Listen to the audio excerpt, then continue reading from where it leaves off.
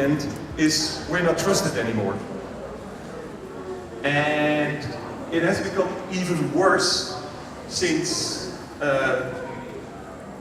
Putin is there, Erdogan was there, but now in the end there is a guy in the land of the free who actually thinks that everything is fake news. So the most important thing for World Press Photo with every single picture which is here is that every single picture needs to be trusted. So it's not about truth, it's not about reality, it's about trust. And that's the most important thing you should be aware of when we take this tour. Let's start. So, when we are actually here, so we can actually see there are like certain compartments. Do you guys hear me? Is my vocal good enough? Well, that's really important. So, what you guys actually see here is a story from contemporary issues. A contemporary issue is more a kind of documentary photography. It's not really news, but it's, of course, it has like a news angle as well. And the contemporary issues are actually issues which are already there for some time, but commemorate to like the present time. And this is about Rio de Janeiro. And it's about the housing problem in Brazil. So it's not only Rio de Janeiro, there is a big housing problem already for years in Brazil. And this guy is actually showing the problems which are there with the housing in Rio. But I'm going to just walk you through some pictures of which I think which are really important and which are relevant. So just follow me. Documenting daily life in Cuba. And what happened when the photographer was there? Fidel died. Well, sometimes you're lucky when you're there. And this is a guy from Chile. He is quite a famous photographer from Chile. And he used to work for the New York Times and is working a lot for National Geographic. So he was here. He was actually trying to show what's happening in Cuba. And then suddenly this happens. And as you all know, Cuba is in a state of change.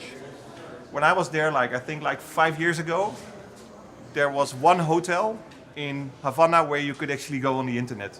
And I think you had to pay $5 for a quarter of an hour. Now they have Wi-Fi.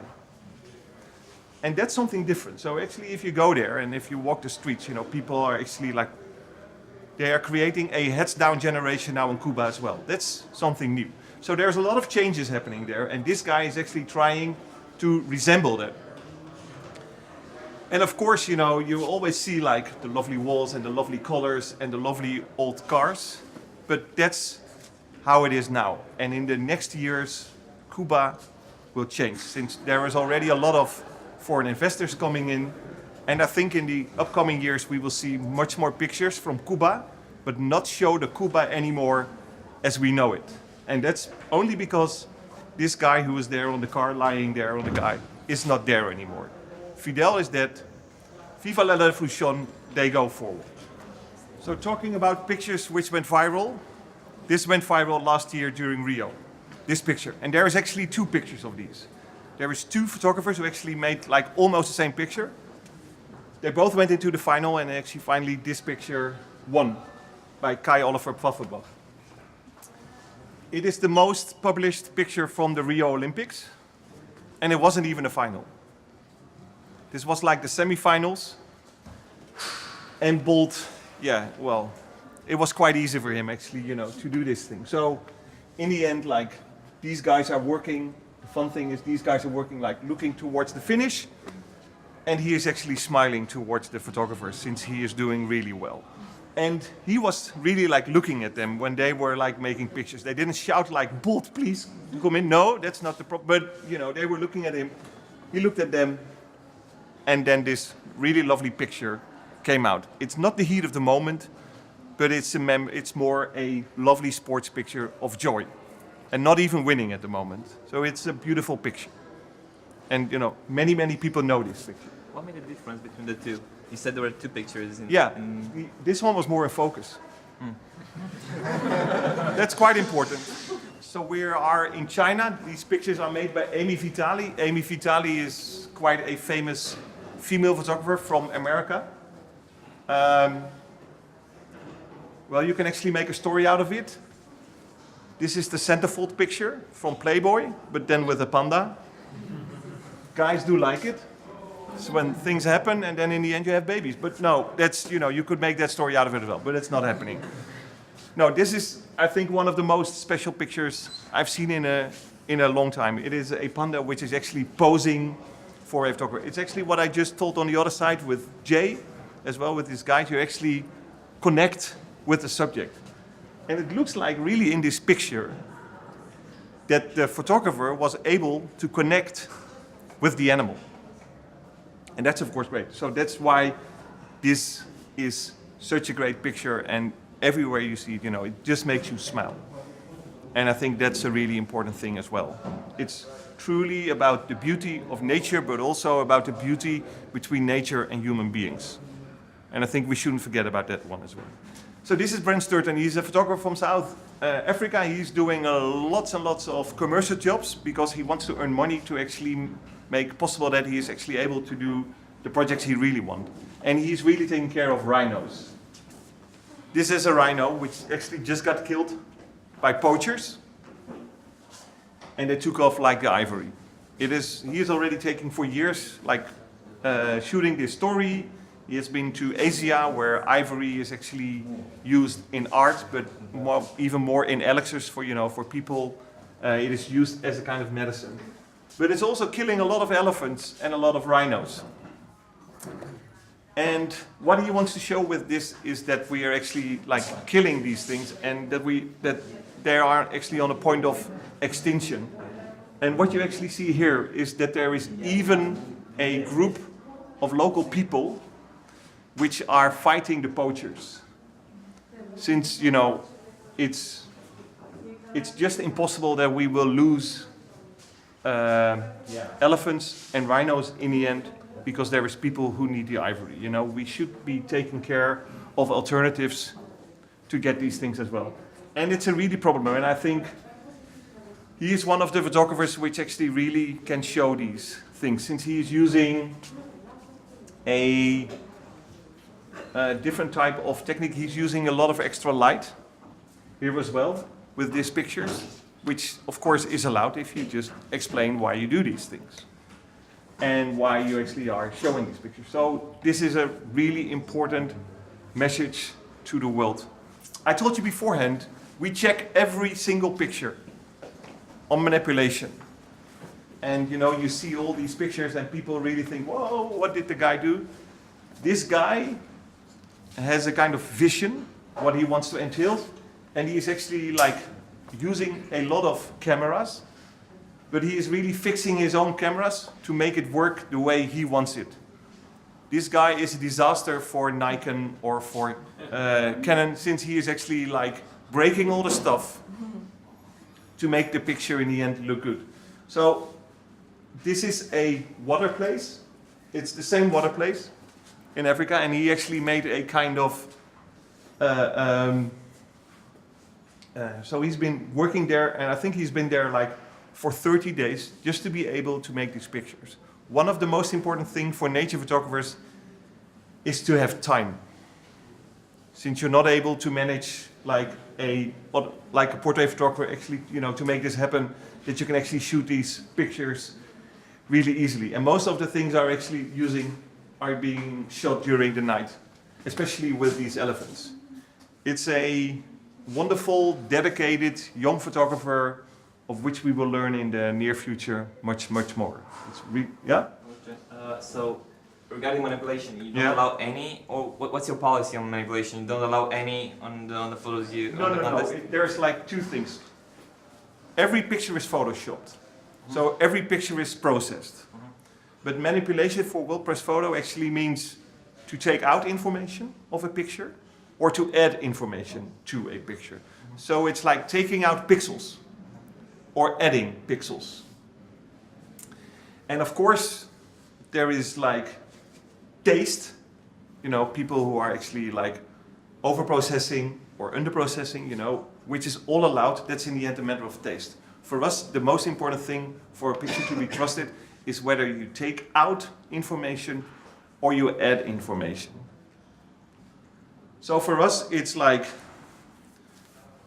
if I would like have like a mole here, you all know what a mole is, I guess. If I take a picture of this, and we actually make the picture, and I take out the mole since it's more aesthetic, it's already out of the contest. But if the mole is made a bit darker, then it's okay. No, it's not like precisely, since you might dramatize it. So you don't want that either. But in the end, that's more a matter of taste. But you're not allowed to take out information, or like what you can actually make it more darker. Then you might actually put extra information in it. So that's that's quite a distinct thing. This is made by humans. It is plastic, and this what is it called in English? Turtle, yeah. And this turtle is actually like trapped in the net, created by men. So please be aware at home as well, or when you actually go somewhere. This is what we actually do to animals. This is a lovely picture, and you probably don't see that much. This is a leopard, and this is in India, where you actually have quite some leopards just running around, and this is actually in the backyard of the photographer. He's actually using like a camera. He hung, but this is, yeah. Well, just be aware that you actually walk outside and there is a leopard walking to you. That's quite strange. This is Russia, and this is daily life. So we've seen already like some pictures from sports. We've seen nature. Downstairs we've seen some news things. This is daily life, and in daily life we actually try to show like the extraordinary in the ordinary life, which is that's not easy, but so it's also showing the beauty. And both these series have actually been shot in Russia. This is in the mainland of Russia, and this is somewhere high up in Siberia.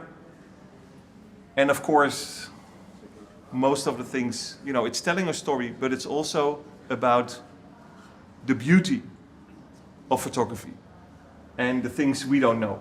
And yeah, well, I always, the most important thing for me with these things is it makes me want to travel. Always. I just want to go into the footsteps of these people and actually go there. So it's for me it's a kind of wanderlust, which actually is creating with me. That's also one of the things why I actually work at this organization, of course. This is a French photographer. Just go on to the National Geographic website. Last year, this photographer actually made a train trip through China. And this is in the western part of China, where all the Uyghurs live. And he made a really wonderful story. This is just a single picture. Everyone loves it. It's because of the money, of course, here in the stocking, which is quite nice. Please go to the National Geographic website, remember the name, and check this series. It's a wonderful series on like how people travel and live in China, and it is a different approach than what we normally know. So this is a very young photographer from the States. His name is Fitz Kim. I think he's like 23. He's Korean, and what he's actually doing, he is actually researching Koreans, the Korean diaspora all over the world. So this is the Korean diaspora in Mexico, how they live. And he also has been checking the Koreans living in Kazakhstan. Who knew that there were Koreans living in Kazakhstan? They were deported by Stalin in the 1940s from the Korean part of Russia into Kazakhstan. So there is quite a vibrant Korean community in Kazakhstan as well. And this guy is actually like showing us what is actually happening there. I wasn't aware of a Korean society or a Korean diaspora in Mexico as well. And he's just making like these really beautiful, serene pictures, has a really good access, and is actually showing how these people live. So I just told you about long-term projects. This is a long-term project by an Iranian photographer. And what the Iranian photographer actually tried to do is showing the classic life in Iran with the niqabs and the guy who actually, and these clerks, which is here as well. Compare it to modern life. Who's been to Iran? Here? No one? Go. We discussed that last night. So actually, this is it. This is in Tehran. In Tehran is actually a really beautiful city. Too many people living there, but they have like the mountains they have a really lovely mountain area in the back. And everyone is just like during the weekend, when you all go out here, they go out as well. Into the mountains, and they just like smoke and drink. But publicly, of course, no alcohol. But that's only publicly. But the most important thing is actually that is just showing that there is like, at the moment in Iran, there is like 70% of the people living in Iran are under 25. And 30 years ago, 70% of the people were actually living in the rural areas. And that changed as well. Now 70% of the people is actually living in the cities. So there is major changes going on. And also because of in the internet, of course, and the internet is not free in Iran, but they make ways via VPN actually, to get there. So he is actually showing in a series which he has been taking over the years that there is two Irans. And I can tell you there is, we see it through our Western eyes as a totally different country. Since if you go there, it is the most nice people on earth. And they are really interesting you. And I'm not from the Iranian travel agency, but please go there and find out yourself. It's a gorgeous country. This is the war in Ukraine. And as you are aware, there is a war in Ukraine between the Ukrainian government and Russian-supported rebels. And these pictures have actually been taken by a Russian photographer. So they actually show the Donbass side, so the rebel side. And in the end, it's war, it's awful. And he is actually already shooting these pictures for at least 3 years, but I think in the end the pictures are about 5 years old. It's just showing the cruelty of war. And in the end, he says, it doesn't matter whether you belong to the Ukrainians or to the rebels. It's war, it's awful. So it's awful for everyone. And of course, most for the ordinary people who live there. That's his message. Then we go into one really important thing as well here. This is Mosul. And I already for months, the coalition in Iraq is trying to capture Mosul. According to the alliance, things are happening there, but I don't know yet. They still didn't oust ISIS from Mosul. But these are pictures taken in Mosul, and this one as well.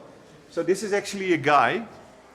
This is a Brazilian photographer who was embedded with the Iraqi anti-terrorist unit. And one of the things which was actually happening in Mosul is when they were traveling through Mosul, they were ambushed by ISIS with car bombs. So they had suicide cars.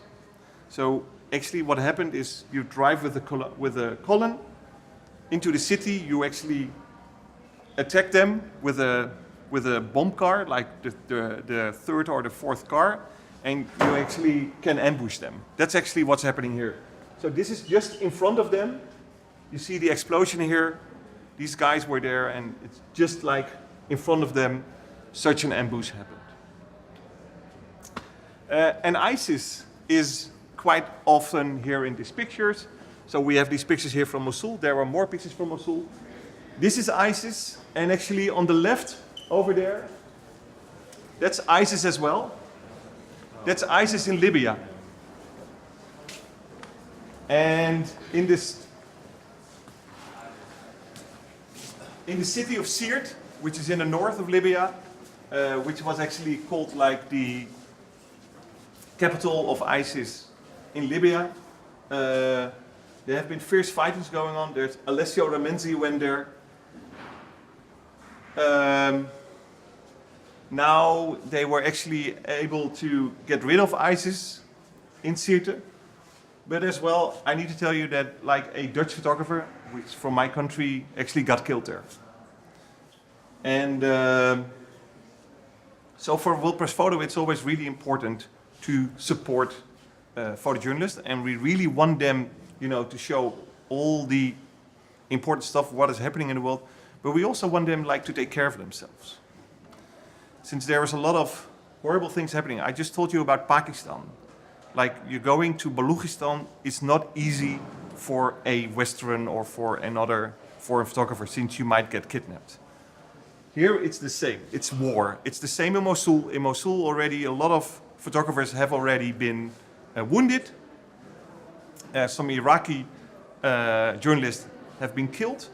Here a Dutch person has been killed. So really, you know, these guys are our eyes to the world, but please always bear in mind that these guys really take risk to show what's happening in the world. And that's why I said, like, you know, I feel that I have like the most wonderful job in the world. Also already lost some friends in this, but it's like the determination of these guys is like quite massive, since they actually believe in what they want to see. They don't earn a lot.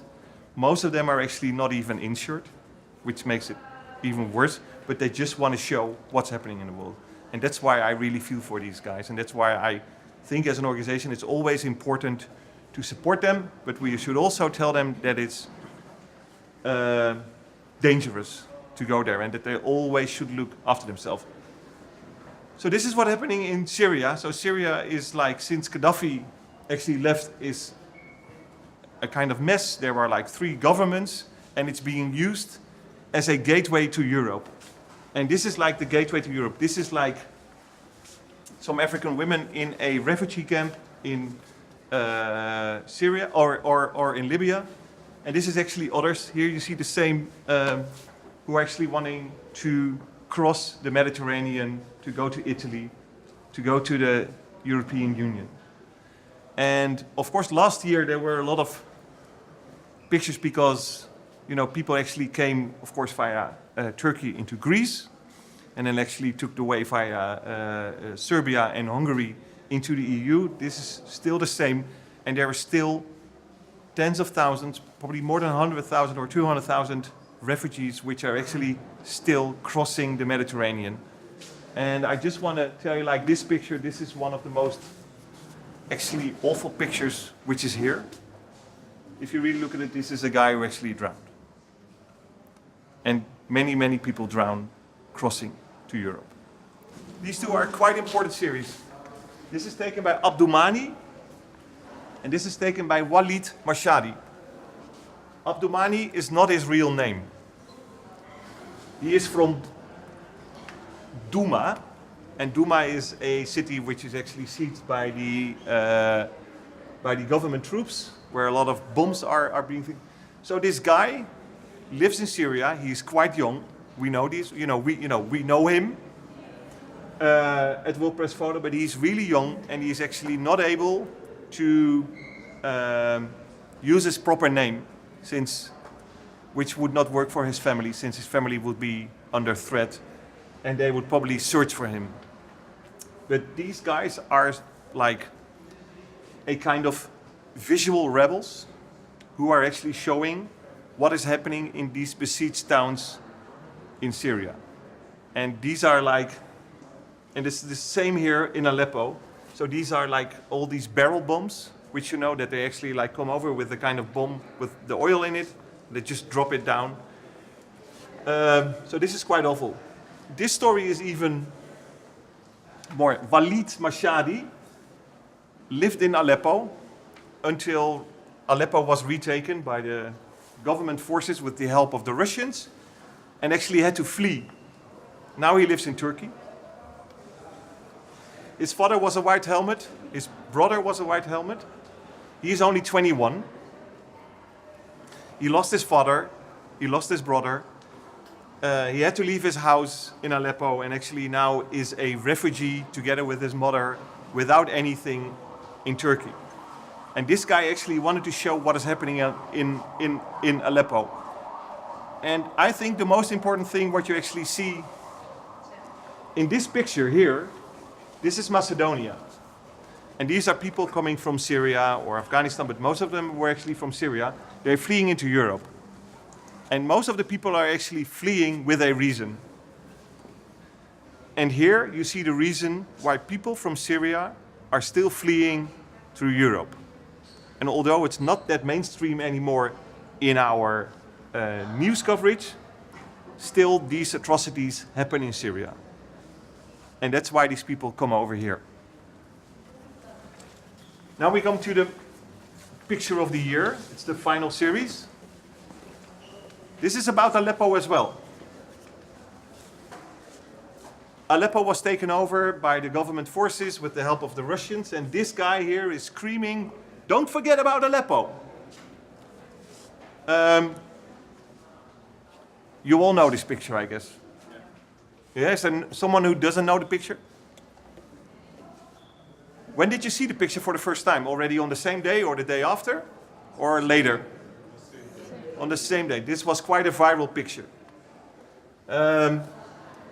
Tomorrow I will do a presentation around 4, and I will try to explain why I think this is the most important picture of the year. Since there is a lot of people who actually don't think it's the most important picture of the year, that's one of the beauties of our contest, since everyone of course is entitled to its own opinion. Tomorrow I want to explain why this picture is the most important picture of the year. So this is actually the Russian ambassador opening a photo exhibition. Please be aware where you are now. Thanks God you are not ambassador. No, but just be aware. There were a lot of people who were actually just going to this location, just like you guys, like to listen actually, or just to see what is happening. And then suddenly this happens.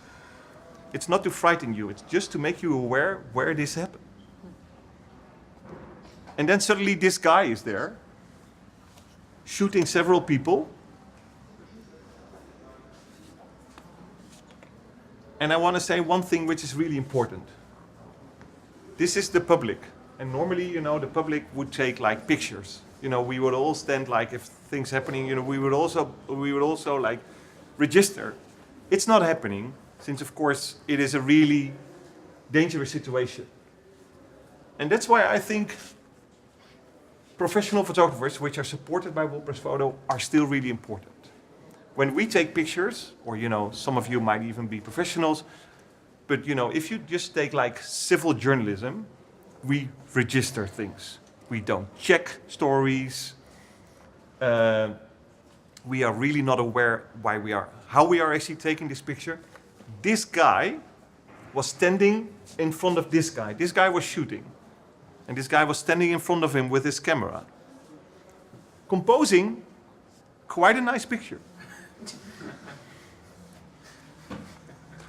In focus. Just be aware of it, that a guy of you, it's not like it's like this, that this would be the gun and I would be standing here and I would be taking a picture. Just be aware of it, that this guy was a really great professional. At that time, since he really kept his nerves and really made a very, very important picture.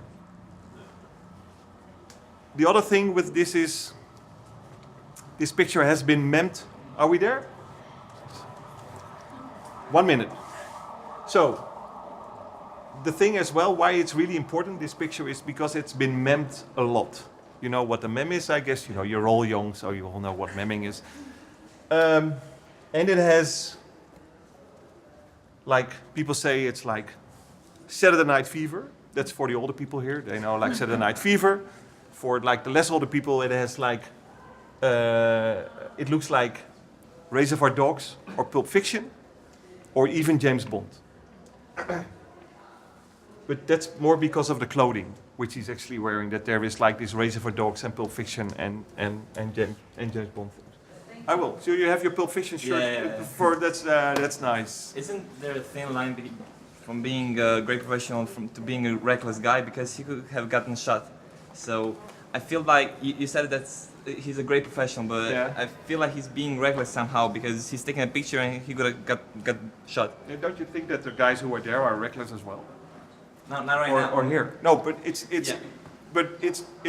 but I think the professional thing is when there is a threat and you really like are able just to to keep your nerves, and like for a lot of photographers they are aware that there might happen something. They are. And of course, for a lot of, for the public it might be really reckless. But this guy, he actually told himself, well, I might get shot, but I still have the picture since, this is, I'm true to my own profession. And I think this is a really important shot. And in the end it was. Two very short questions. Yeah. You told us about digital manipulation. Yeah. Are you allowed to crop an image? Yeah. And are you allowed to make a panorama, let's say about 10 Stitched? images? No. 10 images. No, stitched. For you guys in the near future, we are a photojournalistic contest. We have really strict rules. In the near future, we will do another contest where we will actually be able to show what is shown in the press, but more like the panorama things, or even using other techniques to present your work. But that's like probably at the end of 2018, where we will open up a new contest. Since it's not only this, what is actually being published in the press. Yes, thank you guys.